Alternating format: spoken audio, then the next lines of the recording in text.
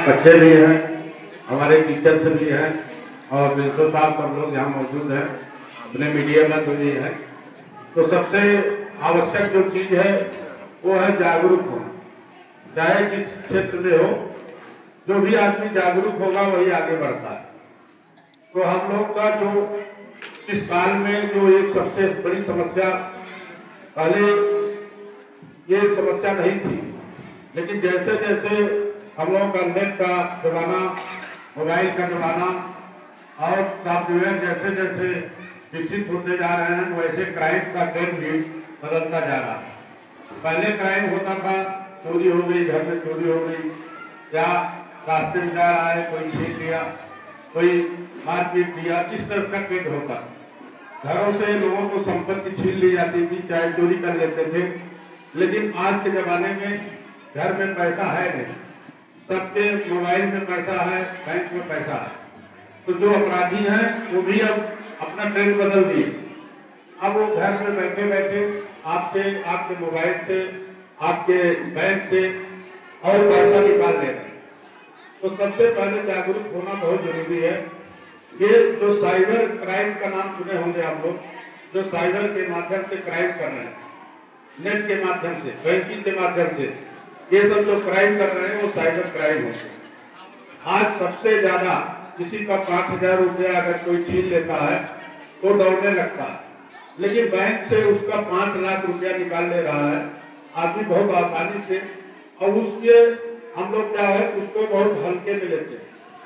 आपका पैसा 10,000 कट गया, 10,000 कोई छीन लिया तो आप बहुत तेजी से दौड़ते हैं हमारा पैसा छीन लिया। लेकिन आपके बैंक से 1 लाख रुपया, 50,000 रुपया, 10,000 रुपया तुरंत निकल जा रहा है, उस पर लोग ध्यान कर देते हैं। तो सोचते हैं बैंक में कहीं इधर उधर हो गया, और अगर डायरेक्ट पैसा छीना तो उसके लिए हम लोग दौड़ते हैं, जबकि अपराधी अब पैसा जहाँ ज्यादा है वहीं से क्राइम कर रहे हैं। तो सबसे पहले जो 1930 है, इस नंबर को आप लोग घर घर, बच्चे आप लोग भी सुनो, क्योंकि आप भी लोगों के लिए ज्यादा जरूरी है और गार्जियन के लिए भी जरूरी है। तो जैसे ही आपका पैसा कटता, किसी भी रूप में कटता, तो आपको सबसे पहले कहीं जाने की चाहिए। जितने जल्दी आप मिलाएंगे उतने जल्दी आपका पैसा होल्ड हो जाए। होल्ड का मतलब समझते हैं? होल्ड होता है मतलब आपका पैसा वहीं डूब जाए।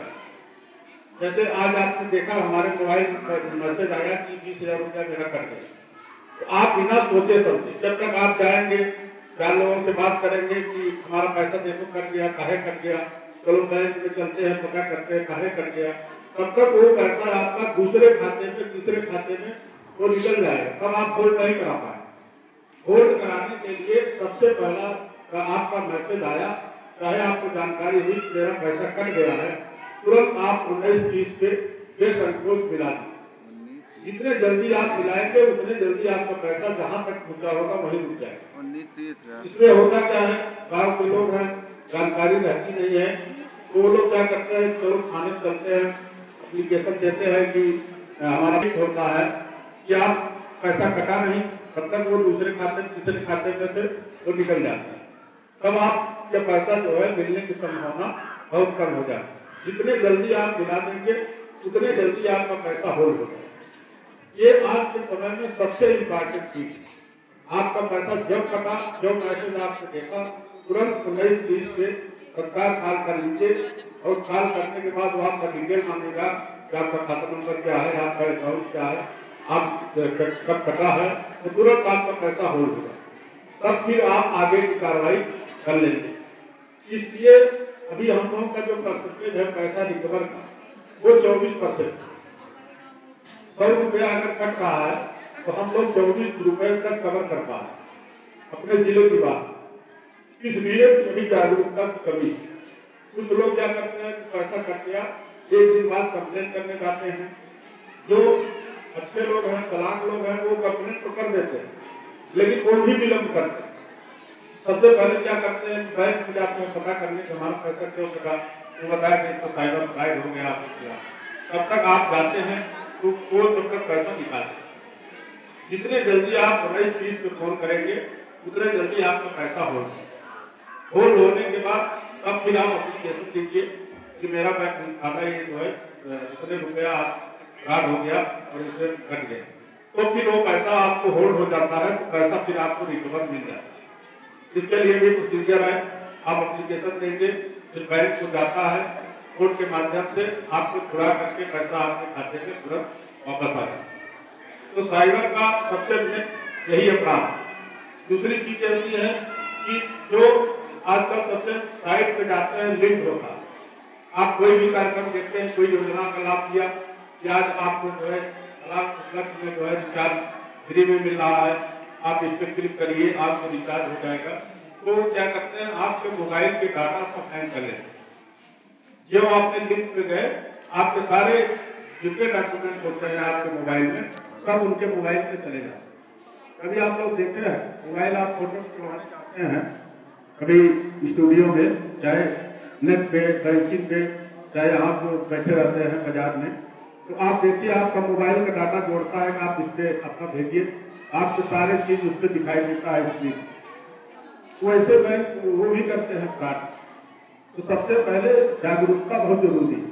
ये जागरूकता महिलाओं में भी हो, पुरुष में भी हो, और गांव-गांव तक ये जागरूकता होना चाहिए। आज के समय में सबसे खतरनाक जो क्राइम है वो है साइबर क्राइम। न कहीं जाने की जरूरत है, न कहीं दौड़ने की जरूरत है, तो बैठे बैठे आपसे फ्रॉड कर लेंगे। अब ओटीपी वाला जमाना बहुत पुराना हो गया, अब हर आदमी जान जाता है।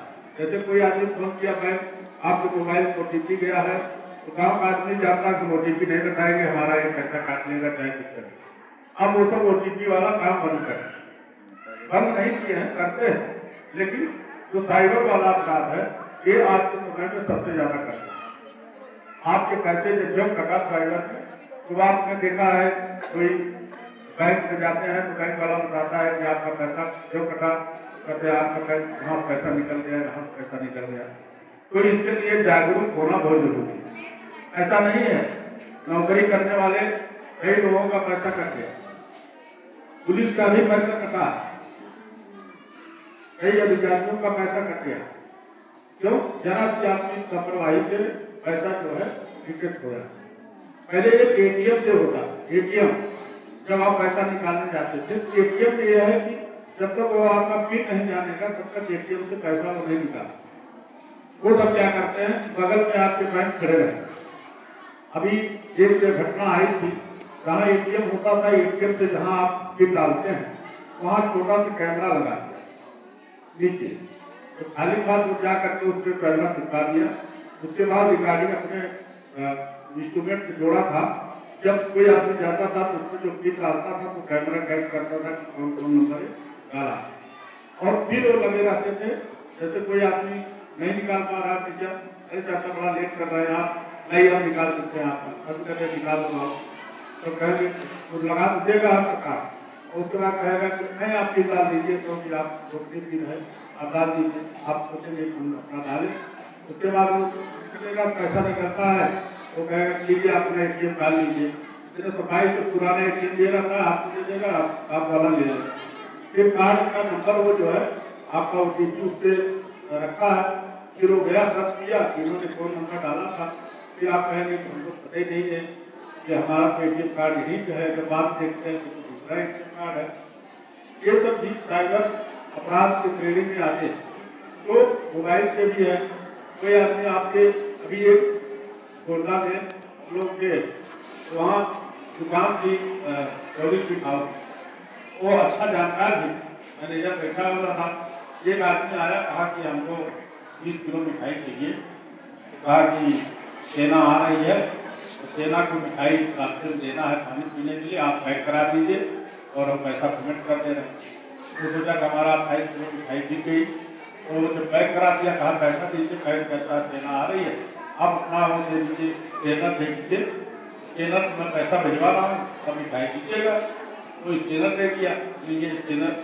तो कहा भैया स्कैनर पकड़ नहीं रहा है, एक काम करिए, एक स्कैन हम दे रहे हैं आपको, इस पर आप 1 रुपया डाल दीजिए, तो पता चल जाएगा हाँ ये सही है, तब तक हम आपको पैसा उस पर मंगा रहे हैं। जब उन्होंने दिया तो कहा कि हम बाहर आ गए हैं, मिठाई भी ले लिया, कहा कि जो है गाड़ी पकड़ा रहे हैं, स्कैनर का पैसा आ रहा। जब वो स्कैन दिया तो जो उसके खाते में 35,000 था वो भी खर्चा से खींच लिया उसके स्टेटस। उसके बाद मिठाई भी दिया और चल दिया। अब वो ढूंढते रहे कि भैया हमारा तो पैसा भी काट किया 35,000, मिठाई का पैसा भी नहीं आया। और खास जो है एक आता है, जैसे आप पैसा भेजते हैं, मैसेज आता है कि आपका इतना रुपया सेंड हो, वो सब खास भेज देते हैं। जैसे क्रेडिट हुआ डेबिट हुआ लिखाता है ना, वो आपके मोबाइल पे डाल देगा इतना रुपया क्रेडिट, इतना रुपया आपके मोबाइल पे आ गया। वो मैसेज फर्जी वाला डाल देगा कि 35,000 रुपया क्रेडिट हो गया आपके। अब आप अपना बैलेंस चेक नहीं किए, उसी मैसेज को पढ़े ना तो आ गया 35,000 रुपया। बस बात पता चला कि ये पैसा भी नहीं आया और वो फर्जी मैसेज है। तो ये जागरूकता जो है जरूरी है। उसी के साथ साथ महिलाओं के लिए, बच्चियों के लिए, पुरुषों के लिए भी है मिशन शक्ति का कार्यक्रम चल रहा है। ये सरकार का जो है सबसे मेन प्रोजेक्ट है इस समय कि मिशन शक्ति के माध्यम से गांव-गांव और शहर लोगों, बच्चियों को, महिलाओं को, जो रहने वाले हैं सबको जागरूक किया जाए। जैसे बच्चियां क्या होती है कि बहुत संकोच करती है, घर में घरेलू हिंसा हो रही है। घरेलू हिंसा जानते हैं आप लोग? घरेलू हिंसा क्या है? कोई बच्ची बताएगी? घरेलू हिंसा जो महिलाएं घर में रहती हैं उनके खिलाफ जो अपराध घर में होता है उसको घरेलू हिंसा कहते हैं। जैसे कोई उसका पति उसको प्रताड़ित कर रहा है, उसकी सास प्रताड़ित कर रही है, ससुर प्रताड़ित कर रहे हैं घर में, वो घरेलू हिंसा में आता है। उसको जो है घर के अंदर ही उसको प्रताड़ित किया जा रहा है। दहेज के लिए चाहे बता रहे खाना नहीं अच्छी बना पाती है, लेट जग के उठती है और उससे प्रताड़ित करते हैं, उसे घरेलू हिंसा करते हैं।